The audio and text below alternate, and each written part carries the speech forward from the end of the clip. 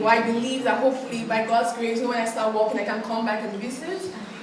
Bár ma ez az utolsó vasárnap, amit itt töltök köztetek, én remélem, hogy Isten kegyelme által lehetőségem nyílik még arra, hogy azért meglátogassalak benneteket. But I'm just going to share my testimony for the past 4 years being in our church. És én szeretnék most röviden bizonyságot tenni az elmúlt 4 évről, amit itt töltöttem a gyülekezetben. You know, when I first stepped foot into this church, tudjátok, amikor először betettem a lábamat a gyülekezetbe, that was 2012, I think September 2012. September. 2012. szeptemberében történt. And that Sunday I came, I realized how much I needed to know about God.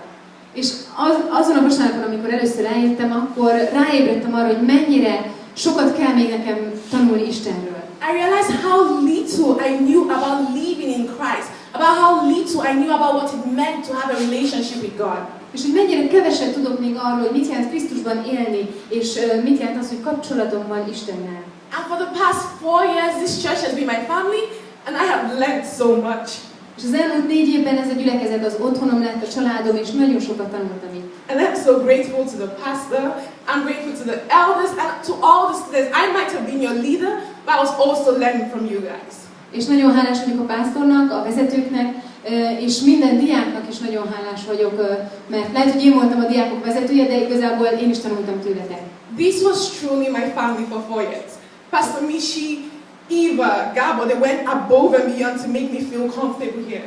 Tényleg a családom volt ez a gyülekezet az elmúlt 4 évben is. Misi pásztor is, Éva is, Gábor is. Nagyon sokan mindent megtettek azért, hogy minél jobban érezzem itt magam. And my best friends, the students, just being with you guys. I knew any week if I was hungry, I could come to any of them. If they needed anything, if I needed anything, we were truly a family. That's what this church is about. És a legjobb barátaim, a diákok, akikkel bármikor fordulhattunk egymáshoz, ha éhes voltam, oda mehettem bármelyikünkhöz, és bármire szükségünk volt, segítettünk egymásnak, igazi család voltunk. And so for those of you who are just coming to our church, trust me, you have found a gem, you have found a jewel in this church.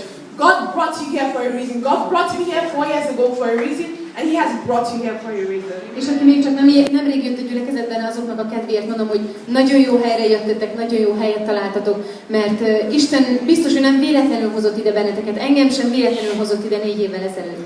I love you all so much, and now I'm on Facebook, so you can find me. És most már rajta Facebookon is megtalálható. So I am not disappearing. You can find me wherever I am. Nem fogok teljesen eltűnni, bárhol rám tudtok találni. Thank you so much to everyone. Thank you very much. Nagyon köszönöm mindenkinek. Nagyon köszönöm.